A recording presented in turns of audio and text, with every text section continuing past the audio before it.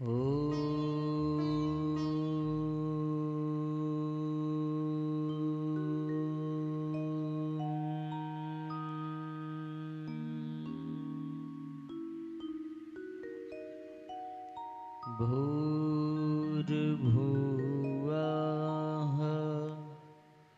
स्वः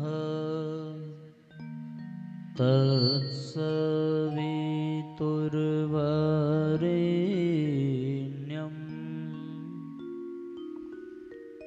भर्गो देवस्य धीमहि धियो यो नः प्रचोदयात्।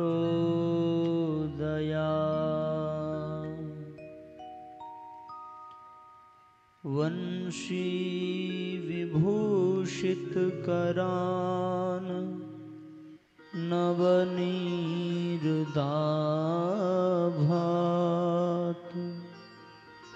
पीताम्बरादरुण बिम्बफलाधरोष्ठात् पूर्णेन्दुसुन्दर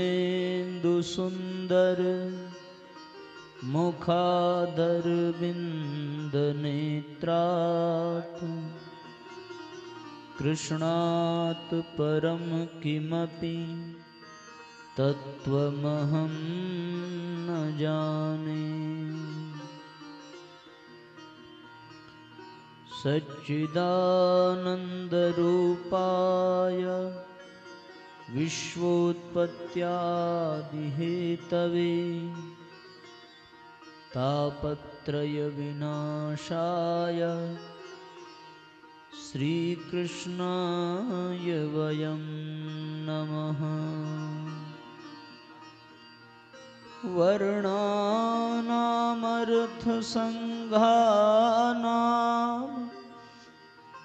रसानां छन्दसामपि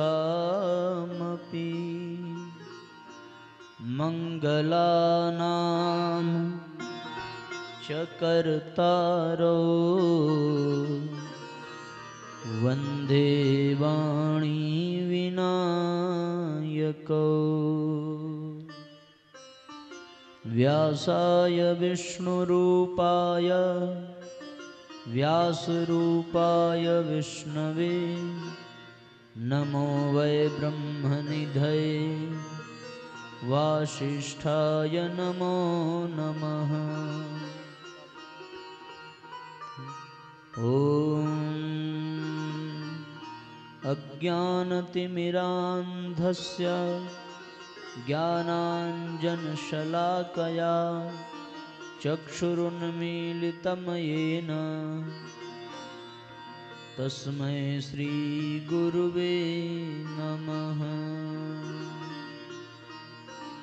ॐ सद्गुरुचरण कमलेभ्यो नमः। करारविन्देन पदारविन्दं मुखारविन्दे विनिवेशयन्तं वटस्य पत्रस्य पुटेशयानं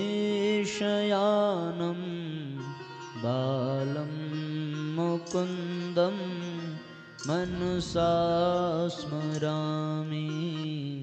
बालं मुकुन्दं मनसा स्मरामि। बालं मनसा स्मरामि। बालं मुकुन्दं मनसा स्मरामि। श्रीकृष्ण गोविन्द हरे मुरारी हे नाथ नारायण वासुदेव जिह्वे पिबस्वामृतमेतदेव गोविन्द दामोदरमाधवेति गोविन्द दामोदरमाधवेति गोविन्द दामोदरमाधवेति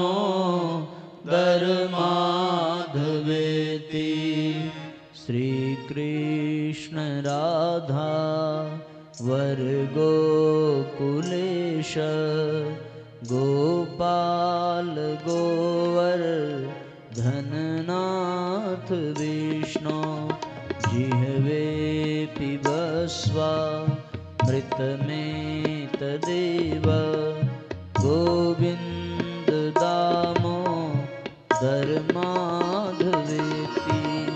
गोविन्द दामोदरमाधवेति गोविन्द दामोदरमाधवेति।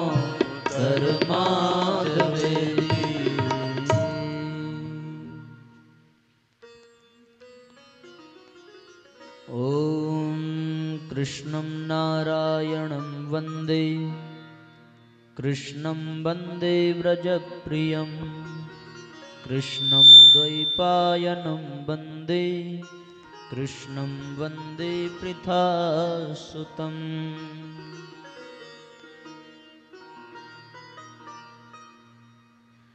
बोलिए बांके बिहारी लाल की जय। बोलिए भक्त भगवान की जय। आज के आनंद की जय। धर्म की जय। अधर्म का नाश हो, प्राणियों में सद्भावना हो, विश्व का कल्याण हो, सत्य सनातन धर्म की जय हो। बाबा विश्वनाथ की जय हो। गंगा मैया की जय हो। नमः पार्वती पतये हर हर महादेव।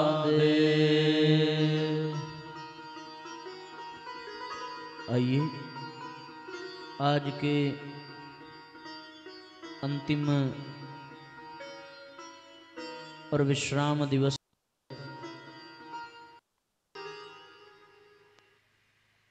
व्यासपीठ के समक्ष परम पूज्य गुरुदेव एवं स्नेह सलीला परम वंदनीय माता जी के दिव्य संरक्षण में उपस्थित आत्मीय बंधुओं, शक्ति स्वरूपा माताओं बहनों,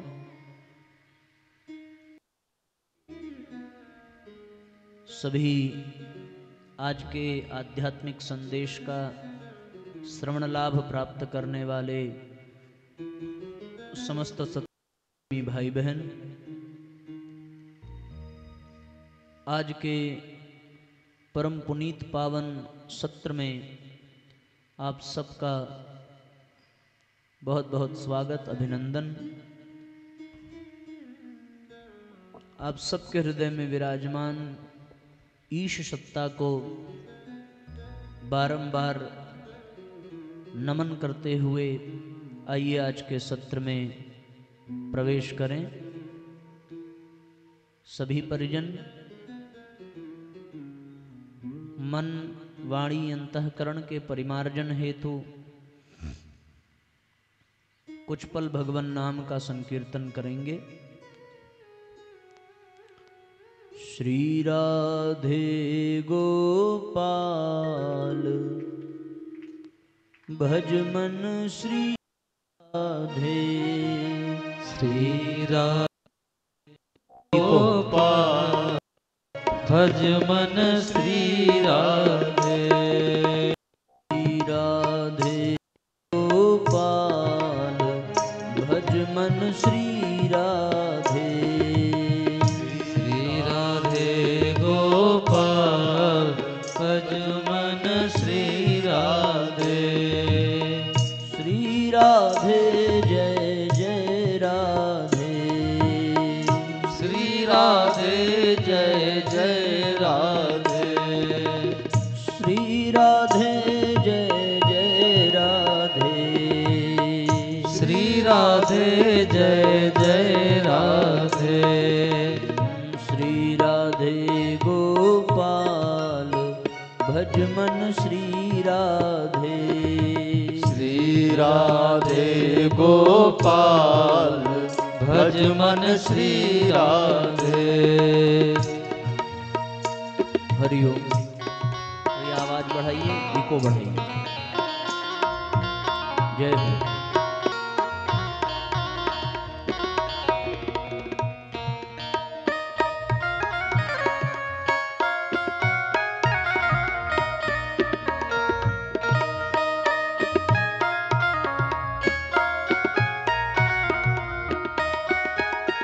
जय राधे जय जय राधे।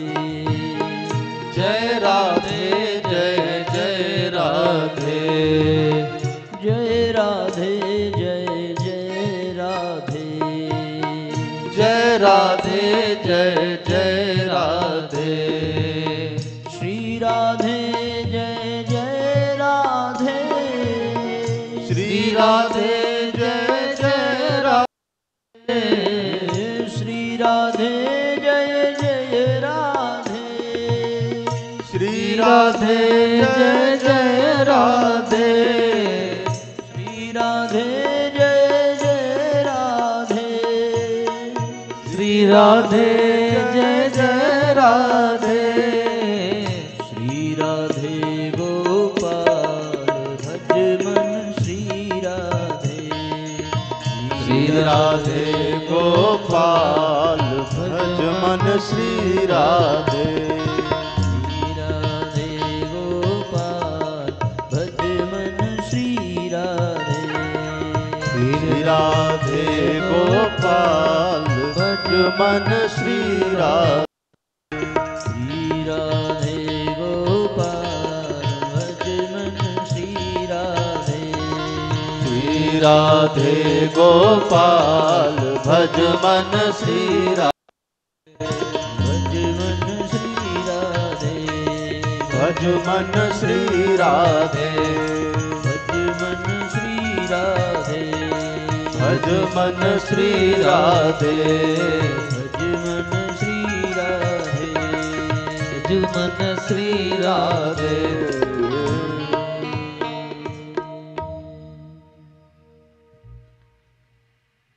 बोलिए युगल सरकार की जय।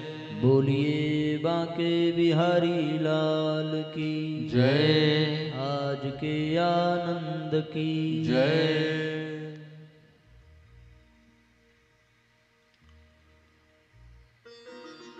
आत्मीय बंधुओं,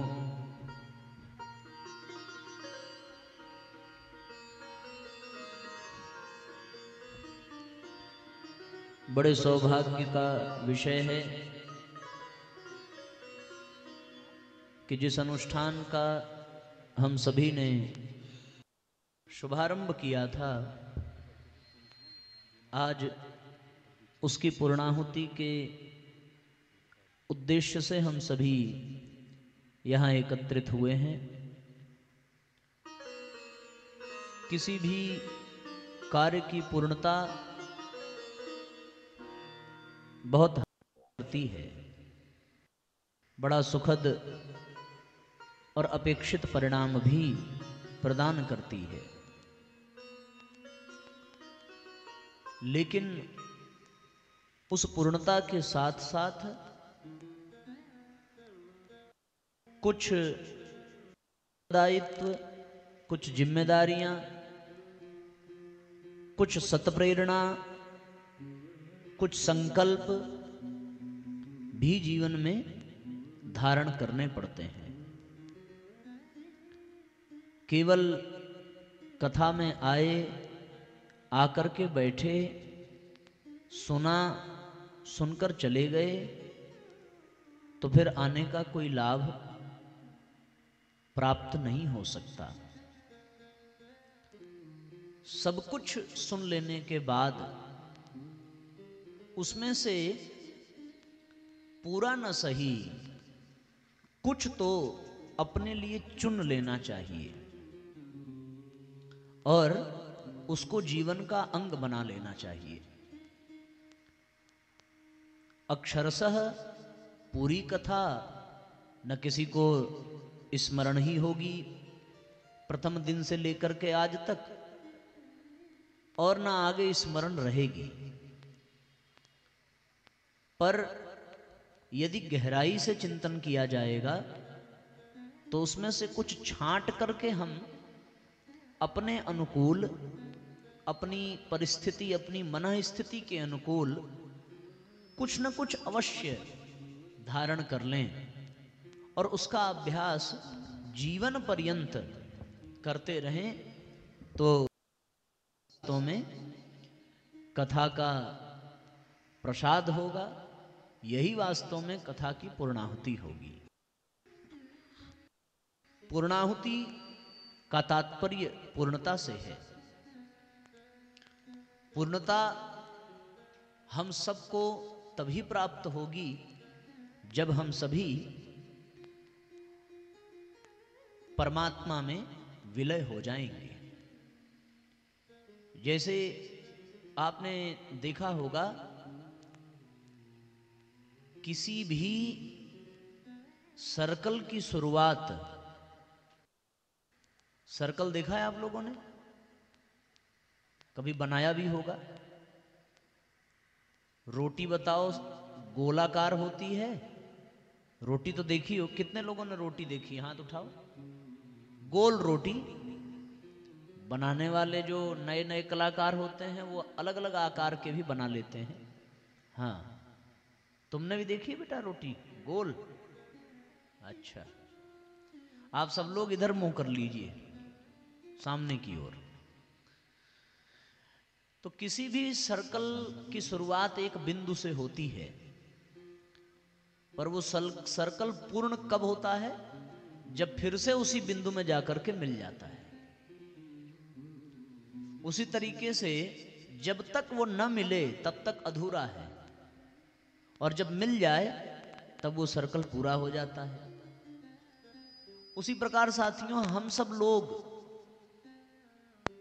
सब कुछ यहां तो गोल ही है। चंद्रमा भी गोल है, सूर्य भी गोल है, धरती भी गोल है, ब्रह्मांड भी गोल है, समुद्र भी गोल है, सब सर्कल ही है।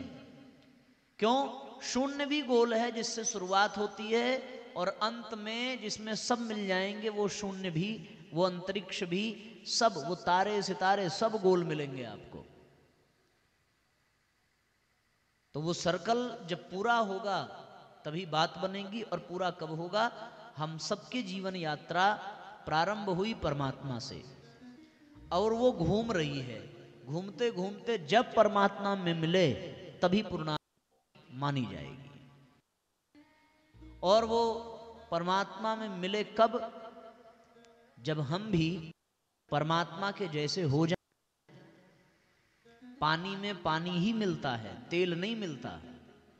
दूध में दूध मिलाओ कोई अंतर नहीं होगा, पर दूध में घी मिलाइए अंतर हो जाएगा। हमेशा वो मिल के भी नहीं मिले रहेंगे।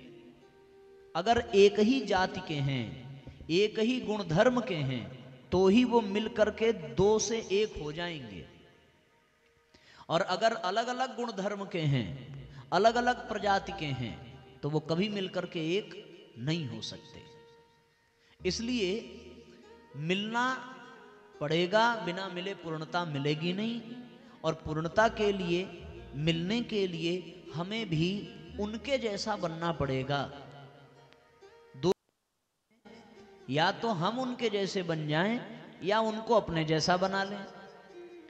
तो हम अगर लोभ से, मोह से, क्रोध से, अहंकार से, स्वार्थ से, ईर्ष्या से, द्वेष से भरे पड़े हैं, और भगवान करुणा से, प्रेम से, दया से, क्षमा से, दिव्यता से, तेजस्विता से, ज्ञान से, वैराग्य से, ऐश्वर्य से भरे पड़े हैं, तो उनको अपने जैसा बनाना ये उचित होगा, या स्वयं को उनके जैसा बनाना वो उचित होगा। यद्यपि हम उनको अपने जैसा बना नहीं पाएंगे, लेकिन हमारे सामने एक छूट है कि हम स्वयं भगवान के जैसे बने। क्यों? क्योंकि हम भगवान की ही संतान हैं, क्योंकि हम भगवान के ही पुत्र हैं। ईश्वर अंश जीव अविनाशी, हम सबका एक ही लक्ष्य होना चाहिए और उस लक्ष्य की प्राप्ति में ही पूर्णता है। सच्चिदानंदोहम सोहम शिवोहम अयमात्मा ब्रह्म तत्वमसि। तात्पर्य कि हम परमात्मा के समान हो जाएं, और परमात्मा के समान होने के लिए अपने भीतर के विषय विकारों को, दोष को, दुर्गुणों को, कषाय को, कल्मशों को मिटाने की आवश्यकता है। बिना उन कसाय कल्मशों को मिटाए, बिना अपने भीतर के दोष दुर्गुणों को नष्ट किए, बिना विषय विकारों से मुक्त हुए हम कभी न भगवान से मिल सकते हैं, न कभी पूर्णता को प्राप्त हैं। जैसे जैसे हमारे भीतर पवित्रता परिष्कार होता चला जाएगा, जैसे जैसे हमारी मलिनता मिटती चली जाएगी, जैसे जैसे हमारी तेजस्विता उभरती चली जाएगी, वैसे वैसे हम भगवान में विलय होने के योग्य बनते चले जाएंगे। अन्यथा कभी मिल नहीं पाएंगे, कभी पूर्ण हो नहीं पाएंगे, हमेशा अलग ही रहेंगे। इस संसार में कोई भी चीज हो, कोई भी पदार्थ हो, उस पदार्थ की सार्थकता इसी में है कि वो भगवान स्पर्श पावे, भगवान से मिले। अगर भगवान के सिवा वो कहीं और जाकर के खत्म हो जाए, कहीं और जाकर के मिल जाए, तो वो पदार्थ कभी पूर्ण कहा नहीं जा सकता। उदाहरण के लिए यदि मैं आपको बताऊं तो आप देखिए, जमीन पर उगने वाला घास का तिनका, घास का तिनका जब भगवान से मिलता है तभी उसकी पूर्णता है। लेकिन अगर वो भगवान से न मिल पावे तो वो पूर्ण नहीं हो सकता। अगर वो दूर्वा है तब तो लोग उसको तोड़ के ले जाएंगे, मंदिर में भगवान को चढ़ा देंगे, उसकी पूर्णता हो गई। लेकिन अगर दूर्वा के सिवा किसी अलग प्रजाति का है तब तो कोई लेकर के मंदिर में चढ़ाएगा नहीं, तब वो कैसे पूर्ण होगा? लेकिन उसको पूर्ण तो तब भी होना है। तब वो पूर्ण ऐसे होगा कि उस घास को, जो दुर्वा नहीं है, वो जमीन में पड़े पड़े सूख जाएगी। अगर सूख गई तब भी वो पूर्ण न हो सकी। सूखने से पहले किसी गऊ ने उसको चर लिया तो अब पूर्ण होने की कुछ संभावना बढ़ गई। अब उस गाय ने उस घास को चर लिया, चरने के बाद उसकी जुगाली की, जुगाली के बाद उस गाय से अगर दूध बना तब तो उस घास की पूर्णता की संभावना है। और बिना दूध बने यदि वो पच गया तो वो घास फिर व्यर्थ चला गया। अच्छा, दूध बन भी जाए और कोई ग्वाला दूध दूह ले तब भी पूर्णता की संभावना है, पर वो दूध दुहने के बाद घरवाली को दे और वो दूध उबल करके बह जाए नाली में तो भी वो घास अपूर्ण हो गया। अभी भी अगर वो न बहे और उबल करके मक्खन मलाई घी बने तब तो उसके पूर्णता की संभावना है। पर उस घी को अगर कोई दुष्ट व्यक्ति खा ले और खा करके दूसरों को कष्ट प्रदान करे उसकी ऊर्जा से, तब भी वो घास है। अगर वही भगवान के दीपक में जले और मंदिर में लोगों के मार्ग का प्रशस्त करे, प्रकाश पैदा करे, आज वो जाकर के घास पूर्ण मानी जाएगी। क्यों? क्योंकि अब वो भगवान के काम आ गई, अब वो भगवान के लिए समर्पित हो गई। घी बनने तक वो पूर्ण नहीं थी, पर घी का दिया जब जला भगवान के मंदिर में तब वो घास पूर्ण मानी जाएगी। घास से ही घी बना, अन्यथा बनता कैसे? तो जब वो घास की पूर्णता घी बनकर भगवान के मंदिर में जलने से है, तो विचार करके देखो, इस शरीर की पूर्णता, इस जीवन की पूर्णता बिना भगवान से मिले कैसे हो सकती है? भगवान से मिलने के लिए प्रयास करना पड़ेगा, पुरुषार्थ करना पड़ेगा। ये भगवान से मिलने का प्रयास, भगवान के मिलने का पुरुषार्थ, भगवान को पाने की आकांक्षा, भगवान को समर्पण कर देने की महत्वाकांक्षा ही भागवत का सार है। पूरी कथा केवल इसी बात के लिए प्रसिद्ध है कि गोपियों ने भगवान को पा लिया, ग्वाल बालों ने भगवान को पा लिया, पांडवों ने भगवान को पा लिया, सुदामा ने भगवान को पा लिया। इन लोगों ने पाया तो इनका जीवन पूर्ण हो गया, और अगर ये न पाते तो न जीवन पूर्ण होता, न ये कथा पूर्ण होती। कथा का सार यही है कि हमें भगवान तक पहुंचने की आवश्यकता है। या तो हम भगवान तक पहुंचें या हम भगवान को अपने पास बुलावें। दोनों एक ही शर्त पर होगा, हम भगवान के जैसे बन जाएं। भगवान के जैसे बनने के लिए अपने भीतर का परिष्कार आवश्यक है। अगर हमारे जीवन में विषय वासना रूपी कालिया नाग है तो हम भगवान के जैसे बन नहीं सकते। हमारे जीवन में अहंकार है, हमारे जीवन में दुर्भावनाएं हैं, हमारे जीवन में संकीर्णता है, तो हम भगवान जैसे नहीं बन सकते। लेकिन गोपियों ने अपनी संकीर्णता छोड़ी, गोपियों ने अपना देह भाव छोड़ा, गोपियों ने अपने भीतर की कामना वासना का त्याग किया, उस पर विजय प्राप्त की, तब जाकर के वो भगवान को पाती है। पूरे कथा को यदि संक्षेप में देखा जाए तो आप विचार करके देखिए, भगवान ने सबसे पहले माखन चुरा करके मन चुराया। अब सबका मन, शरीर कहीं भी है, कार्य कुछ भी हो रहा है, इंद्रियां कहीं व्यस्त हैं, लेकिन मन जो है वो भगवान में लगा हुआ है। हमने कल बताया था आपको, जब मन हमेशा भगवान में लग गया तो अब संसार से हटा, संसार से हटा तो विषयों से भी हटेगा। लेकिन जो पहले से विद्यमान है उसको भगवान को हटाना पड़ा। ये कैसे भगवान ने हटाया? भगवान करके सारा क्रम संपन्न करते हैं। पहले पूतना रूपी अविद्या को, उसके बाद शकटा माद को मारा, उसके बाद तृणावर्त रूपी तमोगुण को जीवन में समाप्त किया। भगवान का नामकरण और भगवान के नाम का जाप करते करते अंतःकरण और मन निर्मल हुआ। बाहर से अब तो कोई विकार भीतर प्रवेश नहीं करता, पर जो भीतर पहले से विद्यमान है उसको नष्ट करना पड़ेगा। पुराना प्रारब्ध, पुराने कुसंस्कार, पुरानी कुप्रवृत्तियों को तो मिटाना पड़ेगा। तब जाकर के भगवान ने इन असुरों का संहार, इन असुरों का संहार करने के पश्चात जो सबसे अंत में समाप्त होता है वो है साथियों विषय वासना। और कालिया नाग वासना का प्रतीक है, यमुना कर्म का प्रतीक है। कर्म कथा रवि नंदनी बरनी, सूर्य तनया है। और सूर्य तनया जब विषैली हो जाती है, हमारा कर्म विषैला हो जाता है, तो जीवन संकट में पड़ जाता है। इसलिए भगवान ने यमुना में छलांग लगाई और कालिया नाग का मर्दन किया, ताकि लोगों के जो वासना है वो समाप्त हो जाए। अच्छा, सब असुरों को भगवान ने मारा है, लेकिन कालिया को मारा नहीं है, कालिया को उद्धार किया है, भगाया है। अहंकार, क्रोध, लोभ, मोह ये सब मिटाए जा सकते हैं, लेकिन वासना, काम मिट नहीं सकता। क्यों? क्योंकि ये सृष्टि का आधार है, इसको मिटाया नहीं जा सकता, इसको मोड़ा जा सकता है। काम से राम की ओर मुड़ सकते हैं, जगत से जगदीश की ओर मुड़ सकते हैं, लेकिन कामना को नष्ट नहीं किया जा सकता। भगवान ने यमुना से हटा करके कालिया को रमणक द्वीप भेजा है, परिमार्जन किया है, संस्कार किया है, मिटाया है, समाप्त नहीं किया है, समाप्त होगा नहीं, इसलिए उसको उचित स्थान पर भेजा। तो कामनाएं हो अच्छी बात है, पर केवल संसार में हो ये गलत बात है। भगवान में हो जाए, वासना हो, पाने की इच्छा हो, तो संसार को ही क्यों, भगवान को पाने की इच्छा। मुंह से शब्द निकले तो गालियां ही क्यों, भगवान का नाम भी निकले। कान सुनने के लिए मिले हैं तो निंदा ही क्यों, भगवान का भजन सुने। आंख देखने के लिए मिली है तो कुदृष्टि ही क्यों, सुदृष्टि और सुदृष्टि बन सकता है। ये भुजाएं, ये शरीर कर्म करें तो बुरे ही क्यों, अच्छे कर्म करें।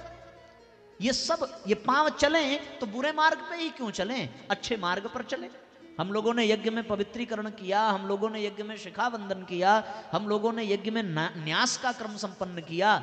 ये इंद्रियों का परिमार्जन ही तो है, ये इंद्रियों का परिष्कार ही तो है, संसार से हटाकर भगवान में लगाने की प्रेरणा ही तो है।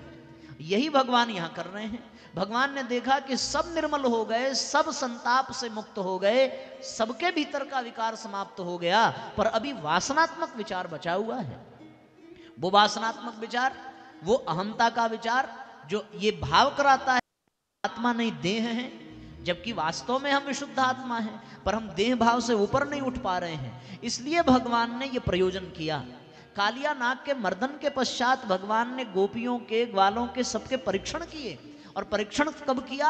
जब गोपियां स्नान करने के लिए गईं कालिंदी में यमुना में स्नान कर रही हैं, तो भगवान ने उनके चीर चुराए। चीर यानी वस्त्र, वस्त्र वासना का प्रतीक है, वासना का हरण कर रहे हैं। चीर चुराने के पीछे का कोई दुर्भाव नहीं हो सकता, क्योंकि जिस समय भगवान ने चीर चुराए हैं उस समय भगवान की आयु मात्र 6 वर्ष की है। क्या 6 वर्ष का बालक अगर किसी स्त्री के कपड़े को चुरा ले तो कभी कोई गलत विचार आ सकते हैं क्या? कभी कोई गलत विकार आ सकता है क्या? ये बहुत कम उम्र में यदि भगवान ने ऐसा किया तो इसके पीछे का संकेत संतों ने दिया है कि वस्त्र वासना का प्रतीक है, और भगवान ने वासना का हरण किया है। इसलिए हरण किया है क्योंकि इनको पूर्णता का ज्ञान, पूर्णता प्रदान करनी है, इनको इनकी भक्ति का प्रसाद देना है, और बिना वासना के समाप्त भय इनको पूर्णता मिल नहीं सकती। तो भगवान कोई गलत कार्य नहीं कर रहे हैं, लोगों ने गलत समझ लिया, और इसलिए गलत समझ लिया क्योंकि उनमें खुद वासना भरी हुई है।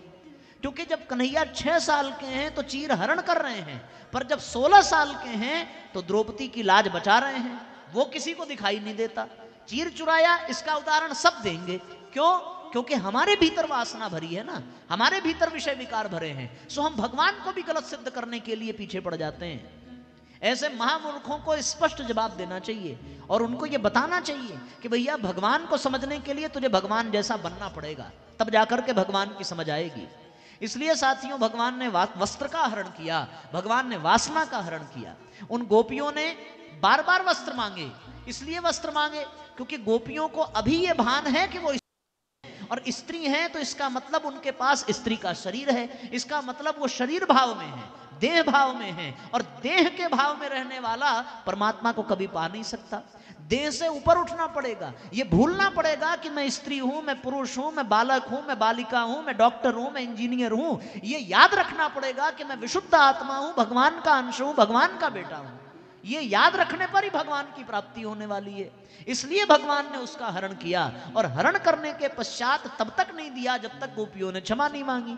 तब भगवान ने यह विचार किया कि अभी ये देह भाव से ऊपर नहीं उठ पाई हैं, इसलिए अभी कुछ और करने की आवश्यकता पड़ेगी। उसके बाद भगवान ने कहा कि तुम सब यमुना जी से, वरुण देवता से क्षमा मांगो, क्योंकि किसी भी तीर्थ, किसी भी जल में निर्वस्त्र होकर के स्नान करना महापाप बताया गया है। ये प्रेरणा दी भगवान ने, फिर उनके वस्त्र वापस किए। पर अभी कालिया के मर्दन के बाद भी वासना शेष रह गई है। क्यों शेष रह गई है?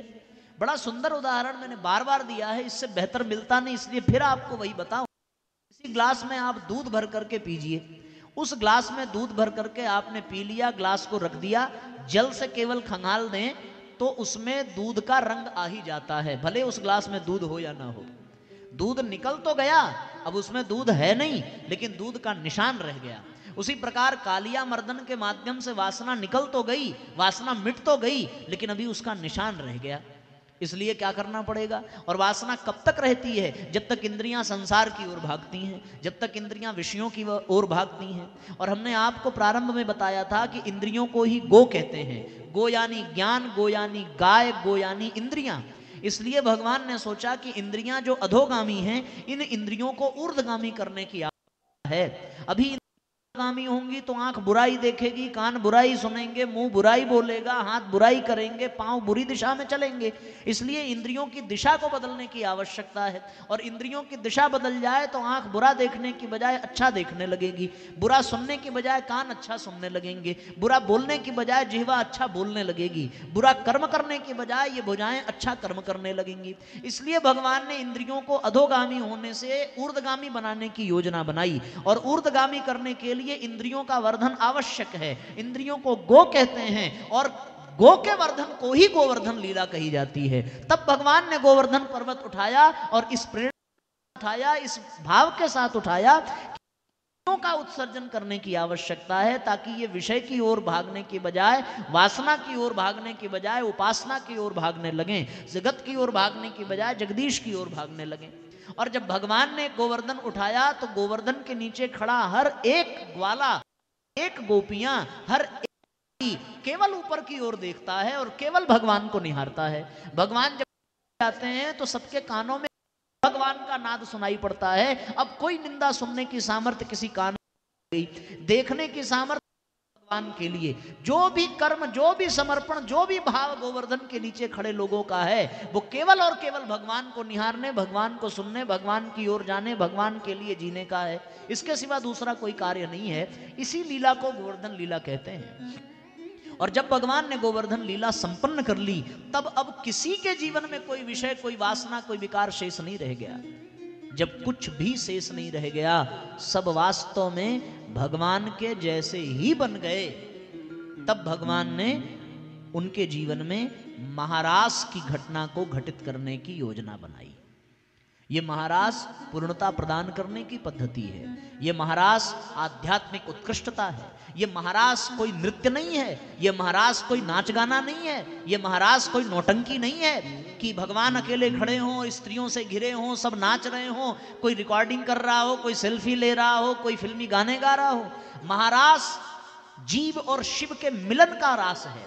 महारास आध्यात्मिक उत्कृष्टता का प्रमाण है। महारास साधना की पराकाष्ठा का प्रमाण है। महारास समाधि के बाद की यात्रा का दर्शन है। महारास उसको कहते हैं जब भगवान खुद भक्तों से मिलना चाहते हैं। भक्त भगवान से मिलना चाहे, ये अष्टांग योग से होगा, ये ज्ञान योग, कर्म योग, भक्ति योग से होगा। लेकिन जब भक्त नहीं, भगवान स्वयं भक्तों से मिलना चाहे, उस पद्धति को महारास कहते हैं। और ये संसार में न कभी घटित हुआ, न कभी घटित होगा, केवल एक बार हुआ और भगवान कृष्ण के संरक्षण में हुआ। और केवल उनको इसका लाभ मिला जो भगवान के योग्य जन्म जन्मांतर की साधना और तपस्या करने के पश्चात बन गए थे। इसलिए साथियों, भगवान ने उन ऋषियों को, उन मुनियों को जो गोपियों के वेश में हैं, उनको महारास की दिव्य अलौकिक अनुभूति कराई, आनंद प्रदान किया। आप कल्पना करके देखिए, अब वो गोपियां देह भाव में नहीं है। रात्रि के मध्य में शरद पूर्णिमा का समय है। पूरे वर्ष भर में शरद पूर्णिमा की रात्रि ही सबसे अधिक प्रकाशमान रात्रि होती है। क्यों? क्योंकि उस समय पृथ्वी चंद्रमा के अत्यंत निकट होती है। चंद्रमा अपनी समस्त कलाओं के साथ प्रकट होता है। अन्य रात्रियों में भले अंधकार हो, पर वो रात्रि अंधकार से युक्त नहीं थी, वो रात्रि प्रकाश से युक्त थी। और भगवान ने शरद पूर्णिमा की रात्रि में बंसी बजाई। बंसी का वादन क्या है? भगवान की पुकार है। सुना किसने? जो जागृत आत्माएं थी, उन्होंने ही भगवान की आवाज सुनी, उन्होंने ही भगवान की आवाज पहचानी। जागृत आत्माओं को ही आकाशवाणी सुनाई पड़ती है, जागृत आत्माओं को ही भगवान की आवाज सुनाई पड़ती है। बंसी बजा रहे हैं भगवान, पर गोपियों को ऐसा प्रतीत हो रहा है जैसे वो मुरली उनका नाम लेकर के उनको बुला रही है। गोकुल में, ब्रज में, वृंदावन में तो बहुत लोग थे, पर सुना किसने? केवल उन ऋषियों ने, उन मुनियों ने, उन जागृत आत्माओं ने। परम पूज्य गुरुदेव ने कहा, जागृत आत्माएं हमारा काम कर पाएंगी।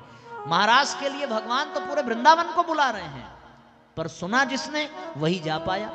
समुद्र पे पुल बनाने के लिए भगवान ने सबको आवाज लगाई, सबको मौका दिया, किसी से भेदभाव नहीं किया। और जब भगवान ने आवाज लगाई होगी तो वो आवाज रावण तक भी गई होगी, वो आवाज विभीषण तक भी गई होगी, वो आवाज महाराज जनक तक भी गई होगी, वो आवाज वशिष्ठ, विश्वामित्र आदि समस्त ऋषिगणों के पास भी गई होगी। पर उनकी आवाज को सुना किसने? उस नल नील हनुमान ने, उस सुग्रीव ने और उस छोटी सी गिलहरी ने। जो जागृत हैं वो भगवान की आवाज सुनते हैं और अपने लोभ, अपने मोह, अपने अहंकार, अपने स्वार्थ को त्याग करके भगवान के काम के लिए दौड़े चले आते हैं। महाभारत का युद्ध प्रारंभ हुआ, भगवान ने किसको नहीं पुकारा?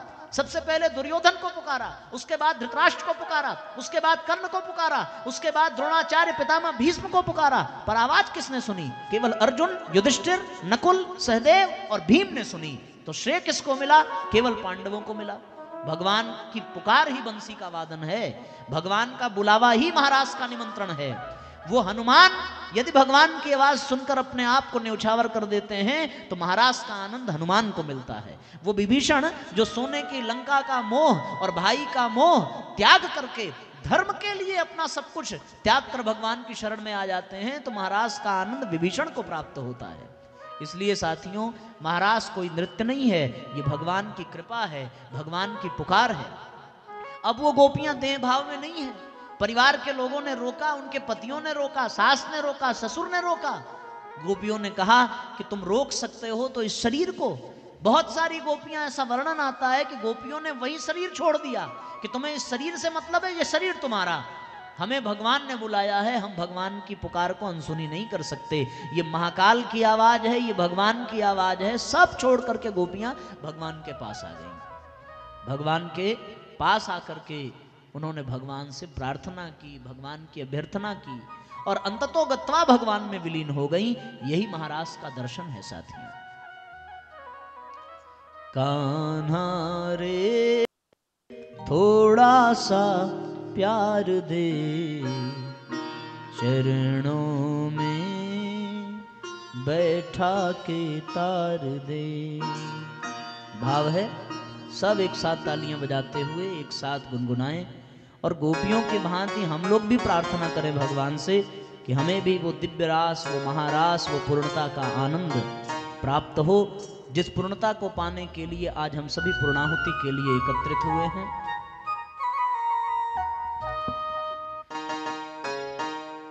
कान्हा रे थोड़ा सा प्यार दे, चरणों में बैठा के तार दे। कान्हा रे थोड़ा सा प्यार दे, चरणों में बैठा के तार दे। कान्हा रे थोड़ा सा प्यार दे, चरणों में बैठा के तार दे। कान्हा रे थोड़ा सा प्यार दे, चरणों में बैठा के तार दे। ओ गोरी घूंघट उघार दे, प्रेम की भिक्षा झोली में डाल दे। ओ गोरी घूंघट उघाड़ दे, प्रेम की भिक्षा झोली में डाल दे। प्रेम गली में आके गुजरिया भूल गई रे घर की डगरिया। प्रेम गली में आके गुजरिया भूल गई रे घर की डगरिया। जब तक साधन तन मन जीवन सब तुझे अर्पण प्यार संवरिया। सब तुझे अर्पण प्यार संवरिया। सब तुझे अर्पण प्यार संवरिया। माया का तुमने रंग ऐसा डाला, बंधन में बंध गया बांधने वाला। बंधन में बंध गया बांधने वाला। बंधन में बंध गया बांधने वाला। कौन रमापति कैसा ईश्वर, मैं तो हूँ गोकुल का ग्वाला। मैं तो हूँ गोकुल का ग्वाला। मैं तो हूँ गोकुल का ग्वाला। ग्वाला रे थोड़ा सा प्यार दे, ग्वालिन का जीवन संवार दे। ग्वाला रे थोड़ा सा प्यार दे, ग्वालिन का जीवन संवार दे। आत्मा परमात्मा के मिलन का मधुमास है, यही महारास है, यही महारास है। त्रिभुवन का स्वामी भक्तों का दास है, यही महारास है, यही महारास है। कृष्ण कमल है, राधे सुवास है, यही महारास है, यही महारास है। इसके अवलोकन की युग युग को प्यास है, यही महारास है, यही महारास है। यही महारास है, यही महारास है, यही महारास है, यही महारास है। महारास है, यही महारास है। तो साथियों, हम सभी इस परम रास के पश्चात पूर्णता की कामना करें। उसके बाद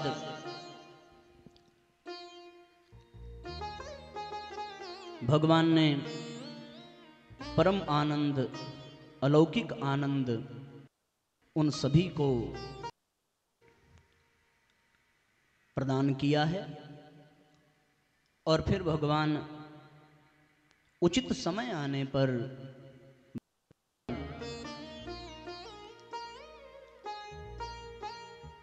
के समस्त उत्तरदायित्वों को पूर्ण करके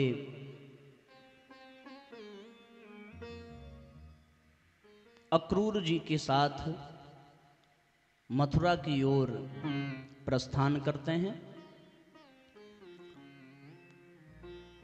तत्पश्चात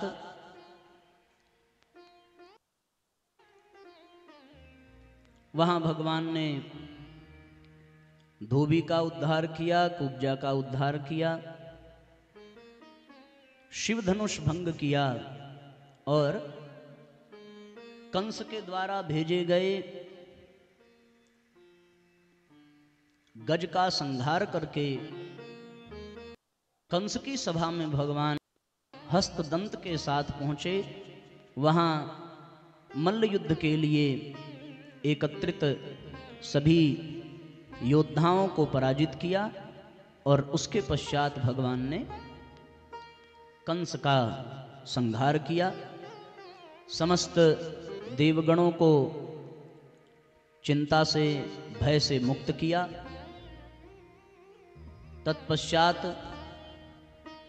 भगवान सर्वप्रथम अपने नाना उग्रसेन को कारागृह से मुक्त कराते हैं।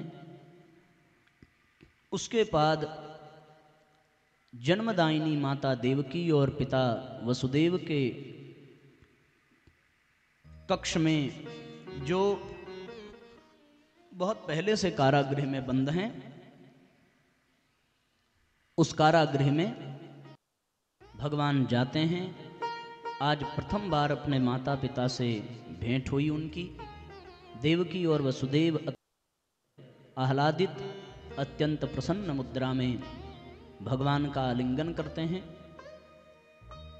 तत्पश्चात मथुरा का राजा उग्रसेन को बनाया गया, उनका राज्याभिषेक हुआ और भगवान को सांदीपनी ऋषि के आश्रम में उज्जैन उपनयन संस्कार, दीक्षा संस्कार के लिए भेजा गया।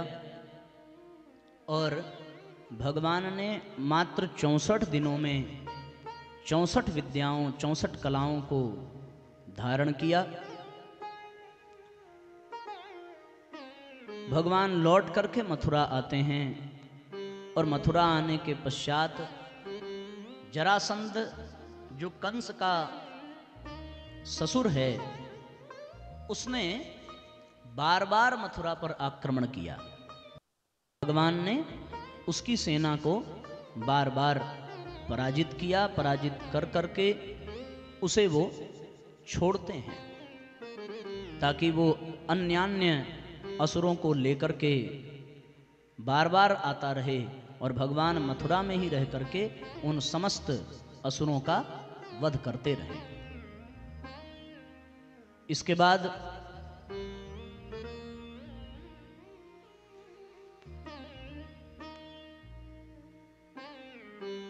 जब भगवान ने ये देखा कि जरासंध के आक्रमण से बार बार मथुरावासियों को बड़ी असुविधा हो रही है, तब भगवान ने ऐसी लीला की और समुद्र के मध्य में द्वारिका का निर्माण कराया। सभी नगरवासियों को लेकर के भगवान द्वारिका में निवास करने लगे। इस तरीके से भगवान की बाल लीला और भगवान के समस्त संस्कार संपन्न हुए। तत्पश्चात भगवान के गृहस्थ जीवन का वर्णन भागवत में आता है। भगवान के कुल 16,108 विवाह की कथा आती है, जिसमें सर्वप्रथम विदर्भ देश की कुंडिन नरेश महाराज भीष्मक की पुत्री माता रुक्मिणी का विवाह हुआ। भगवान ने माता रुक्मिणी का हरण किया और हरण करके समस्त शिशुपाल और रुक्मी आदि राजाओं को पराजित कर भगवान द्वारिका में आते हैं और फिर धूमधाम से माता रुक्मिणी से भगवान का विवाह हुआ। रुक्मिणी माता और भगवान कृष्ण से प्रद्युम्न नाम की संतान उत्पन्न हुई, जो कामदेव के ही अवतार हैं, और उनके द्वारा भगवान ने शंबरासुर का वध कराया। तत्पश्चात भगवान के ही राज्य में सत्राजित नाम का एक व्यक्ति रहता था, जिसको भगवान सूर्य की कृपा से श्यमंतक मणि प्राप्त हुई। वो श्यमंतक मणि जो प्रतिदिन ढेर सारे धन और आभूषण प्रदान करती, उस मणि को लेकर के सत्राजित का भाई शिकार पर गया और वहीं वो मारा गया। मणि भी उसके साथ वहीं जंगल में खो गई, जिसे बाद में जामवंत जी उस जंगल में रहते थे, उन्होंने पाया। भगवान को मणि की चोरी का कलंक लगाया, सो भगवान ने इस कलंक को मिटाने के लिए स्वयं वन में प्रस्थान किया उस मणि की तलाश के लिए। और उसके पश्चात भगवान की भेंट जामवंत जी से हुई। जामवंत जी को भगवान ने दर्शन दिया और जामवंत जी ने अपनी पुत्री जामवती का पाणी ग्रहण भगवान से कराया। भगवान का दूसरा विवाह हुआ। तत्पश्चात लौटकर आने पर सत्राजित को अपनी गलती का पश्चाताप हुआ। सो उसके बाद उसने भी अपनी पुत्री माता सत्यभामा को भगवान को समर्पित किया। इस तरीके से भगवान का तीसरा विवाह हुआ। तत्पश्चात कालिंदी से, मित्रवृंदा से, नागनजीति से, इन सब से भगवान ने विवाह किया।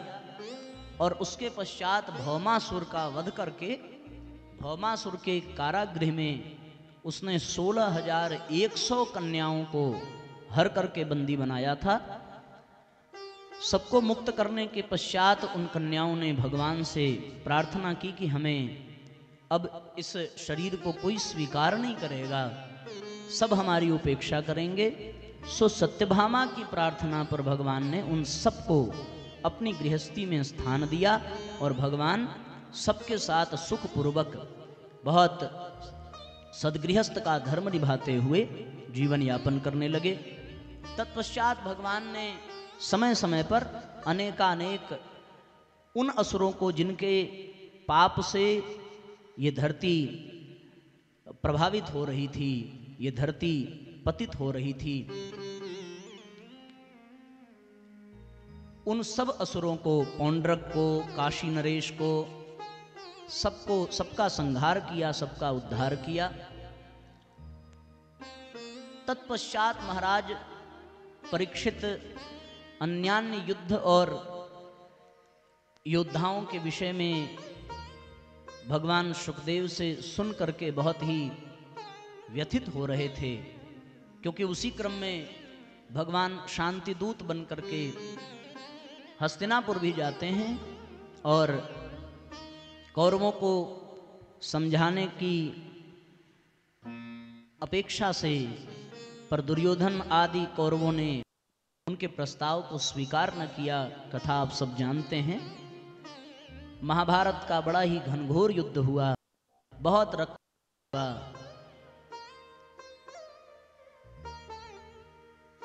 उसके बाद इन सब से निवृत्त होकर के भगवान सुदामा जी के साथ बड़ी अद्भुत और बड़ी अलौकिक लीला संपन्न करते हैं।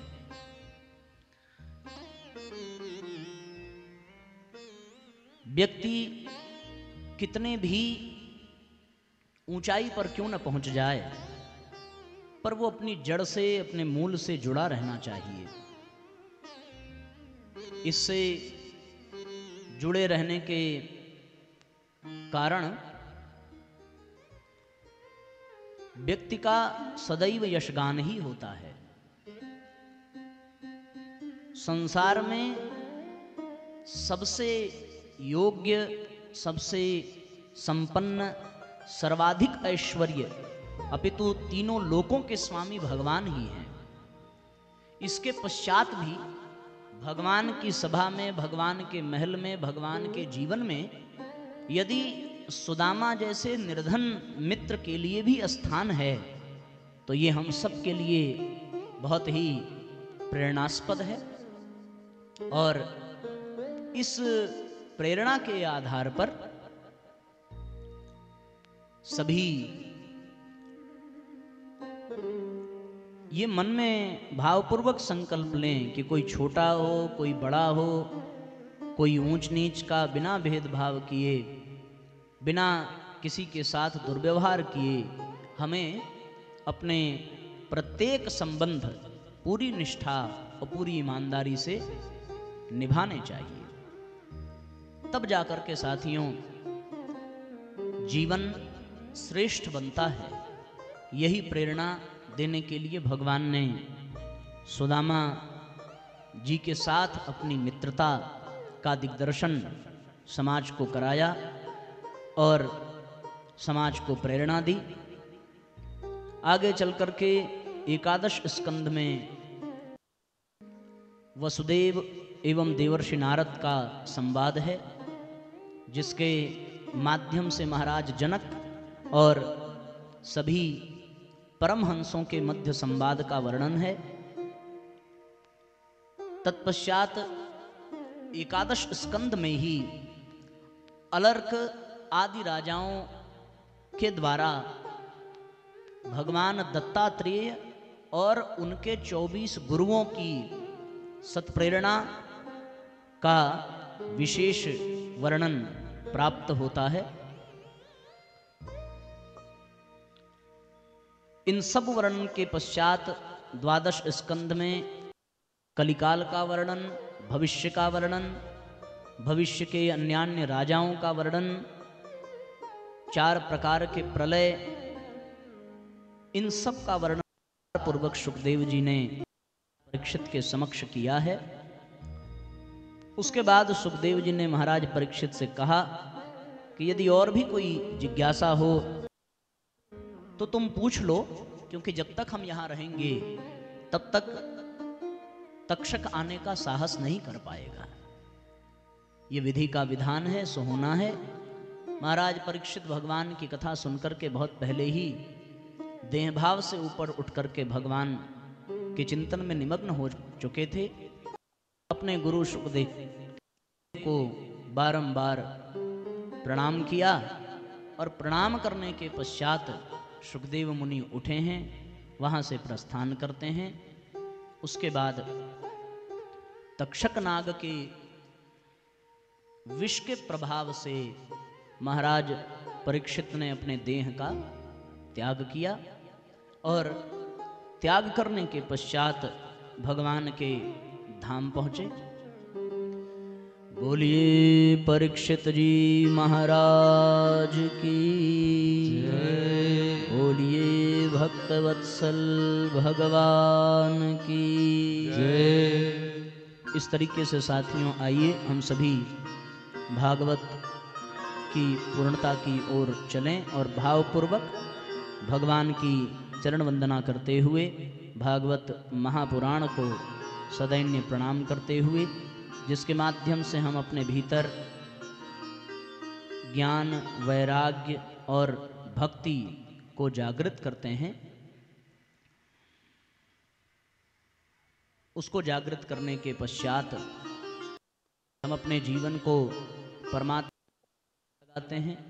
ऐसा आत्मकल्याण और जीवन का कल्याण करने वाला भागवत जिसे हम सब ने सुना, आइए भावपूर्वक दोनों हाथ जोड़ करके प्रणाम करें। ओम नमोस्त्वनंताय सहस्रमूर्तये सहस्रपादाक्षिशिरोरुबाहवे सहस्रनाम्ने पुरुषाय शाश्वते सहस्रकोटि युगधारिणे नमः।